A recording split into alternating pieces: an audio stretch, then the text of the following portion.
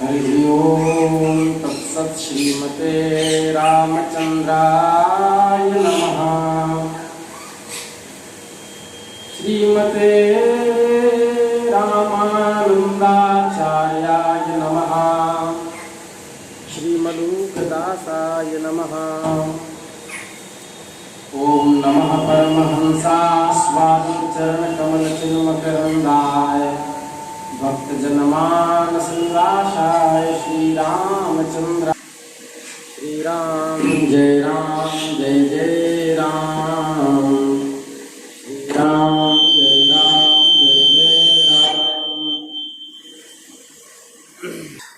श्री वृंदावन बिहारी लाल की जय। हरिशरणम अनंत कोटि ब्रह्मांड नायक सर्वैश्वर्य परात्पर प्रभु भगवान श्री हरि की महती कृपा करुणा से हम आप सब आज पुनः इस दिव्य सत्संग मंडप में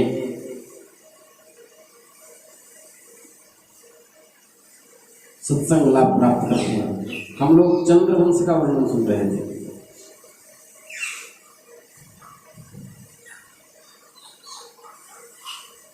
चंद्रवंश के वर्णन के पश्चात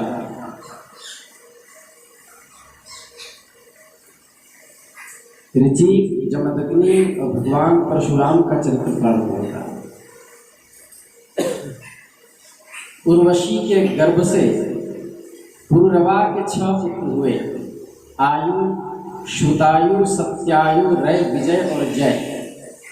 श्रुतायु का पुत्र था वसुमान, सत्यायु का शुकंजय, रय का एक और जय का अमित, विजय का भीम, भीम का कांचन, कांचन का होत्र और होत्र के पुत्र थे जहनु। ये जहनु वही थे जो गंगा जी को अपनी अंजलि में पी गए थे, पूरी गंगा जी को। जहनु के पुत्र पुरु थे। पुरु के बलाक, बलाक के अजक, अजक के कुश थे। कुश के 4 पुत्र थे, कुशाम्बु, तनय, वसु और कुशनाभ। इनमें से कुशाम्बु के पुत्र गाधी हुए। गाधी की कन्या का नाम था सत्यवती। ऋचिक ऋषि ने गाधी से उनकी कन्या मांगी।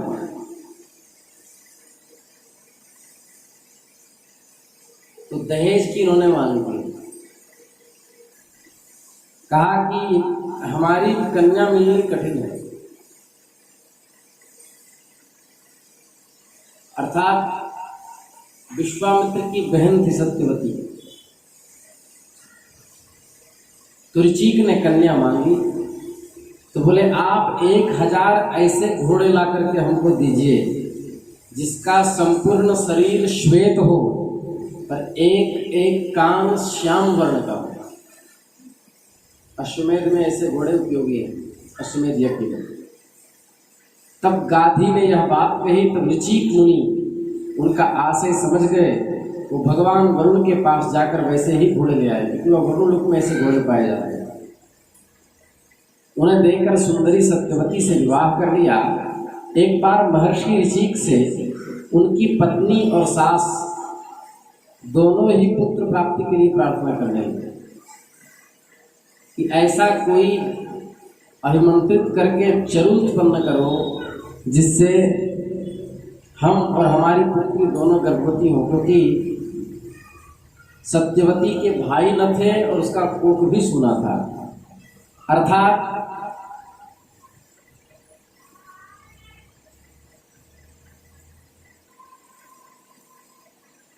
ऋचिक की पत्नी सत्यवती और उनकी सास दोनों ही पुत्रहीन थे। सत्यवती की मां ने यह समझकर कि ऋषि ने बहुत तप कर रखा है, यदि इनके अभिमंत्रित चरु प्राप्त होंगे तो पुत्रोत्पत्ति होगी, पुत्र की प्राप्ति होगी। तब महामना महापुरुष ने मंत्राभिषिक्त करके चरु तैयार किया, हलवा। उसके बाद दो भाग कर दिया। उसमें से एक भाग को अभिमंत्रित सत्यवती के लिए किया गया और एक भाग अपनी सास के लिए किया गया, गाधी पत्नी के लिए। तो सत्यवती की मां ने समझा कि अपनी पत्नी के लिए कोई विशिष्ट पूर्वदास होगा, क्योंकि अपनों पर लोगों का स्नेह होता है और हमको थोड़ा कमजोर वाला कर दिया होगा। इसलिए उन्होंने क्या किया, माँ का चरू सत्यवती ने खा लिया और सत्यवती का चरू माँ ने खा लिया। जब ऋचिक मुनि को इस बात का पता चला तो उन्होंने सत्यवती से कहा कि तुमने बड़ा अनर्थ कर दिया। अब तुम्हारा पुत्र तो लोगों को दंड देने वाला घोर प्रकृति का होगा और तुम्हारा जो भाई होगा अर्थात सास के जो पुत्र होंगे वो एक श्रेष्ठ ब्रह्मवेत्ता होगा। सत्यवती ने ऋचिक मुनि को प्रसन्न करने की प्रार्थना की, स्वामी ऐसा नहीं होना चाहिए। माँ ने आग्रह किया इसलिए हमने ऐसा किया था, अपने चरू माँ को दे दिए, ठीक है, किंतु पुत्र के बदले तुम्हारा पौत्र घोर प्रकृति का होगा, पुत्र घोर कर्म करने वाला होगा। सत्समय आने से सत्यवती के गर्भ से ऋषि जमदग्नि का जन्म हुआ। सत्यवती समस्त लोगों को पवित्र करने वाली परम पुण्यमयी कौशिकी नदी बन गई। रेणु ऋषि की कन्या थी रेणुका, जमदग्नि से उनका पानी ग्रहण हुआ। और इधर सत्यवती की सास के गर्भ से भगवान विश्वामित्र जैसे ब्रह्मवेत्ता महापुरुष हुए।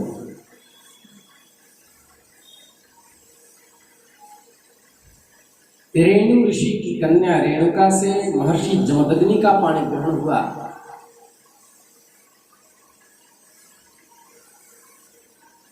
रेणुका के गर्भ से वसुमान आदि कई पुत्र हुए, उनमें से सबसे छोटे परशुराम हुए। अर्थात कहा था कि तुम्हारा जो पौत्र होगा वह घोर प्रकृति का होगा, वही परशुराम जिन्होंने 21 बार क्षत्रिय विहीन कर दिया पृथ्वी को।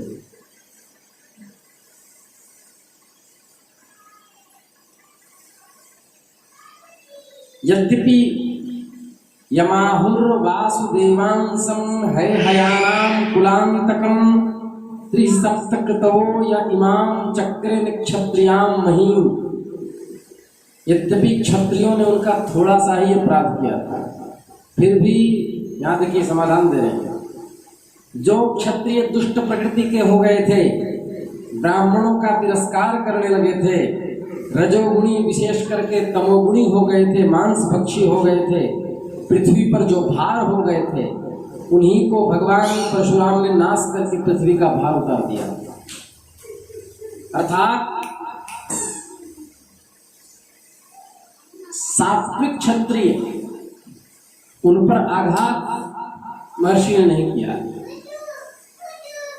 भगवान अवश्य ही, राजा परीक्षित कह रहे हैं, अवश्य ही क्षत्रिय विश्वरूप हो गए थे, परंतु उन्होंने परशुराम जी का ऐसा कौन सा अपराध किया था जिससे वो इतने क्रोधित हुए और उन्होंने क्षत्रियों का संहार किया। सुखदेव जी कहने लगे, है आनाम अधिपति अर्जुन क्षत्रिय शवः दत्तम नारायणस्यांश माराध्य परिकर्मभिः। सुनो परीक्षित, उन दिनों हय वंश का अधिपति था अर्जुन सहस्त्रार्जुन। वह एक श्रेष्ठ क्षत्रिय था। उन्होंने भगवान दत्तात्रेय को प्रसन्न कर लिया था, उनसे 1000 भुजाएं प्राप्त कर ली और यह भी वरदान प्राप्त कर लिया कि कोई भी शत्रु युद्ध में पराजित न कर सके। वह योगेश्वर हो गया था, सूक्ष्म से सूक्ष्म, स्थूल से स्थूल रूप धारण कर लेता था। एक बार गले में वैजंती माला पहने सहस्त्रबाहु अर्जुन बहुत सी सुंदर स्त्रियों के साथ नर्मदा नदी में स्नान कर रहा था। उस समय सहस्त्रबाहु ने अपनी बाहों से नदी के प्रवाह को रोक दिया, जिससे नदी का प्रवाह उल्टा हो गया और दशमुख रावण का भी शिविर कहीं उस नदी के आसपास लगा था। तो धार उल्टा पड़ने से रावण का शिविर डूबने लगा। रावण अपने को बहुत बड़ा वीर मानता था, उसने सहस्त्रार्जुन का यह पराक्रम सहन नहीं किया और युद्ध करने के लिए आ गया। सहस्त्रबाहु अर्जुन के पास जाकर उनकी स्त्रियों के समक्ष ही उसका अपमान करने लगा। खेल खेल में स्त्रियों के सामने रावण को सहस्त्रार्जुन ने पकड़ लिया और पकड़ के समेट कर माहिष्मति ले जाकर बंदर के समान कैद कर दिया। फिर महर्षि पुलस्त के कहने पर सहस्त्रबाहु ने रावण को छोड़ दिया, अर्थात इतना पराक्रमी था। एक दिन सहस्त्रबाहु अर्जुन शिकार खेलने के लिए बड़े घोर जंगल में निकल गया और उसी मार्ग में उसने महर्षि जमदग्नि का आश्रम देखा। उस आश्रम में कामधेनु गौ रहती थी। वह सार्वभौम सम्राट था, इसलिए ऋषि जमदग्नि ने उनके सत्कार के लिए कामधेनु गैया को उनसे प्रार्थना की। कामधेनु गौ बहुत ही विशिष्ट प्रकृति की गौ थी और उसके दूध दही मक्खन घृत से उन अतिथियों की सेवा की। किंतु सहस्त्रार्जुन ने अभिमान वशात इन सेवा का आदर न करके महर्षि जमदग्नि से कामधेनु गौ ले लेना चाहा और उसने जमदग्नि मुनि से मांगा भी नहीं। सेवकों को आज्ञा दी कि कामधेनु गौ को छीन लो और उसकी आज्ञा से उसके सेवक बछड़े सहित बां टकराती हुई कामधेनु गौ को माहिष्मतिपुरी ले गए। जब वे सब चले गए तो परशुराम जी आश्रम पर आए। उसकी दुष्टता का वृत्तांत सुनकर चोट खाए हुए सांप की तरह क्रोध से फिरविला उठे। वे अपना भयंकर फरसा सरकश ढाल और धनुष लेकर बड़े वेग से दौड़े। सहस्त्रार्जुन अपने नगर में प्रवेश ही कर रहा था कि उसने देखा कि परशुराम जी महाराज वेग से उसकी ओर झपटे आ रहे हैं। उनकी विलक्षण झांकी थी, जटाएं सूर्य की किरणों के समान चमक रही थी। भगवान परशुराम बात ही बात में अकेले ही उस सारी सेना को नष्ट कर दिया। भगवान परशुराम जी की गति मन और वायु के समान थी। जितने उसके सैनिक थे उसको यमराज के घर पहुंचा दिया। मार काट मच गई, बाणों से कट कट कर खून से लथपथ सैनिकों के रुंड मुंड अलग हो गए। तब सहस्त्रार्जुन ने अपनी हजारों भुजाओं से 500 धनुषों पर बाण चढ़ाए और परशुराम जी पर छोड़ दिया। लेकिन एक बाण से ही सारे बाणों को काट दिया और इतना ही नहीं, फरसे से बड़ी फुर्ती के साथ सहस्त्रार्जुन के 1000 भुजाएं काट डाली और उसका ऊंचा सिर धड़ से अलग कर दिया। और पिताजी के मर जाने पर 10,000 उनके बालक डर करके भाग गए। विपक्षी वीरों के नाशक परशुराम जी ने बछड़े को साथ लेकर कामधेनु गौ को लौटा लिया।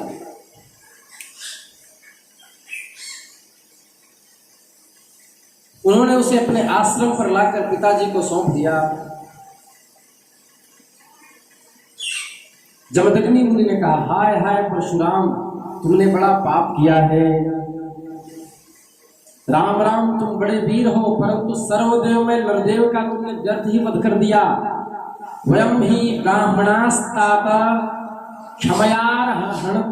क्षमयार्हणतांगताः यया लोक गुरुर्देवः पारमेष्ठ्यम अगापदम।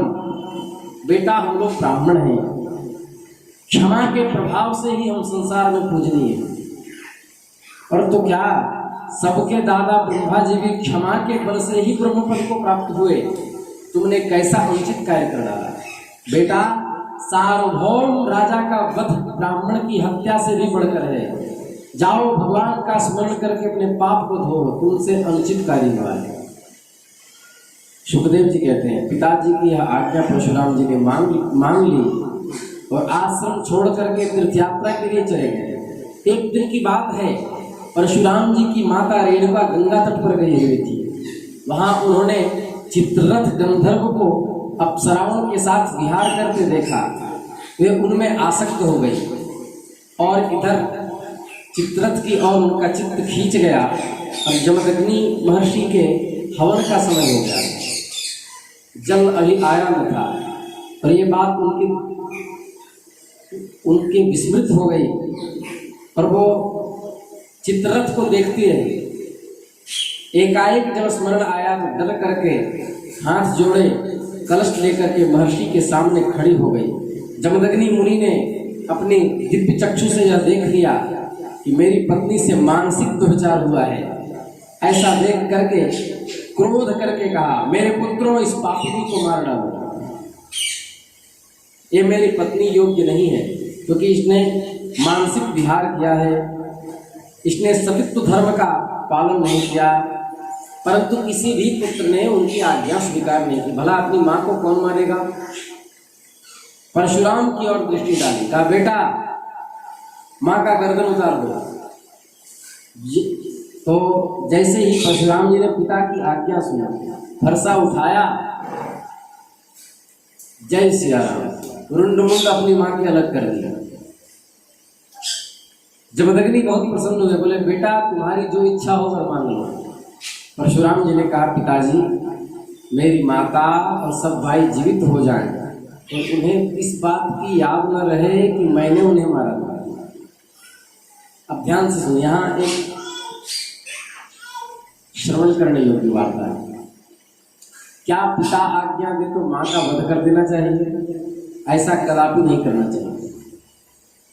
पिता की आज्ञा का पालन अत्यंत आवश्यक है, लेकिन यदि पिता ऐसे शास्त्र विरुद्ध अनुचित आज्ञा दे तो उसका पालन कदापि नहीं करना चाहिए। किंतु यदि महर्षि जमदग्नि के समान समर्थ महापुरुष आज्ञा दे रहे हैं जो पुनः जीवित करने का भी सामर्थ्य रखते हैं, तब तो आज्ञा पालन करने में कोई दोष नहीं।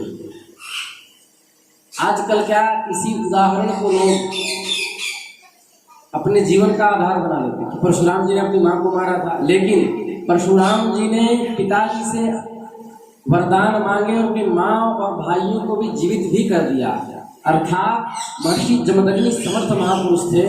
ऐसा समर्थ यदि पिता हो तब तो कोई पाप नहीं है, लेकिन यदि कोई जाड्यत्व बुद्धि का पिता होगा और वो आज्ञा दे तो उससे नरक ही जाना पड़ेगा, पिता को भी और उस मारने वाले पुत्र को भी। शास्त्रबाहु अर्जुन के जो लड़के परशुराम जी से हार कर भाग गए थे, उन्हें अपने पिता की वध की चिंता निरंतर बनी रहती थी कि मेरे पिता का उन्होंने वध किया था, लेकिन परशुराम जी से सामना करने का सामर्थ्य उनमें नहीं था। इसलिए एक बार एक दिन की बात है, परशुराम जी अपने भाइयों के साथ आश्रम से वन की ओर गए थे। अवसर पाकर वैर साधने के लिए सहस्त्राबाहु को लड़के वहां आ पहुंचे। उस समय असंप्रज्ञात समाधि में ऋषि जमदग्नि बैठे हुए थे, नेत्र उनके बंद थे और भगवान का ध्यान कर रहे थे। लाख मना करने के बावजूद भी महर्षि जमदग्नि का सहस्त्राबाहु के पुत्रों ने वध कर दिया। आज इधर से बकरी बनाती है, हमारा घर का शेर है वो। उसने वध कर दिया और रेणुका रोती रह गई। जमदग्नि का सर धड़ से अलग कर दिया और सर लेकर के चले गए। परशुराम जी के पिता का वध कर दिया और सहस्त्राबाहु के लड़के सर लेकर के चले गए। वो जोर जोर से चीखती बिलखती रही और 21 बार छाती पीट पीट करके हाय परशुराम करुण क्रंदन करती रही। हा राम ये करुण क्रंदन दूर जंगल में समिधा लाने गए। भगवान परशुराम ने श्रवण कर लिया, वे दौड़ते हुए आए। उस समय परशुराम जी ने जब पिता के धड़ को जमीन में गिरे देखा और खून से लथपथ उस कुटिया को देखा, क्रोध, मानसिक पीड़ा, असहिष्णुता और शोक के वेग से वो अत्यंत मोहित हो गए। हाय पिताजी, आप तो बड़े महात्मा थे, आप तो धर्म के सच्चे पुजारी थे, आप हमको छोड़ करके कहाँ चले गए। इस प्रकार विलाप करके उन्होंने पिता का शरीर भाइयों को सौंप दिया और स्वयं हाथ में फरसा उठाकर क्षत्रियों के संहार करने का निश्चय कर लिया। 21 बार मां ने छाती पीटा था। तब 10,000 पुत्रों के शिरों से नगरों के बीचे बीच एक बड़ा भारी पर्वत खड़ा कर दिया, काट काट करके शर का अंबार लगा दिया भगवान परशुराम को। उस नगर की शोभा तो उन ब्रह्मघाती नीच क्षत्रियों के कारण ही नष्ट हो चुकी थी। उनके रक्त से एक भयंकर बड़ी नदी बह निकली, जिसे देखकर ब्राह्मण द्रोहियों का हृदय भय से कांप उठता था। भगवान ने देखा कि वर्तमान क्षत्रिय अत्याचारी हो गए। ठाकुर जी ने देखा वैकुंठ से, तो उन्होंने ही ऋषि जमदग्नि के वध को निमित्त बनाकर 21 बार गौ, ब्राह्मण और धर्म के विरोधी जो क्षत्रिय थे उनसे विहीन पृथ्वी को कर दिया। इसका मतलब सभी क्षत्रियों को नहीं मारा। जो क्षत्रिय ब्राह्मणों के उपासक थे, आज इसलिए लोग प्रश्न करते हैं कि जब क्षत्रिय से विहीन कर दिया तो आज क्षत्रिय कहाँ से आया। ये वो क्षत्रियों के वंश हैं जिनको परशुराम जी ने इसलिए स्पर्श नहीं किया क्योंकि ये सब ब्राह्मण के भक्त थे। जो ब्राह्मण विरोधी क्षत्रिय थे उनको नेस्तो नाबूद कर दिया और संपूर्ण पृथ्वी को जीत लिया। क्षत्रिय ही राजा होते थे, मार मार के सब क्षत्रियों के सारी धन संपत्ति ले लिए। और यज्ञ में उन्होंने पूर्व दिशा होता को दे दिया, दक्षिण दिशा ब्रह्मा को, पश्चिम दिशा ध्वर्यु को और उत्तर दिशा सामगान करने वाला उद्गाता को दे दिया। इस प्रकार अग्निकोण आदि दिशाओं से ऋत्विजों की और कश्यप जी को मध्य भूमि दे दी, उपद्रष्टा आर्यावर्त को दे दिया और अनेक दिशाएं ब्राह्मणों को दान करके स्वयं महेंद्र पर्वत तप करने के लिए चले। ये होते हैं महापुरुष, एक तिनका भी अपने लिए नहीं रखा। और सप्तऋषियों के मंडल में 7वें ऋषि हुए। आगामी मनवंतर में वे ही वेदों का विस्तार करेंगे। वे आज भी किसी को किसी प्रकार का दंड न देते हुए शांत चित्त से जगन्नाथपुरी के पास महेंद्र पर्वत पर भगवान नाम का अनुसंधान करते हुए तप कर रहे हैं। शिवृंदावन बिहारी लाल की जय।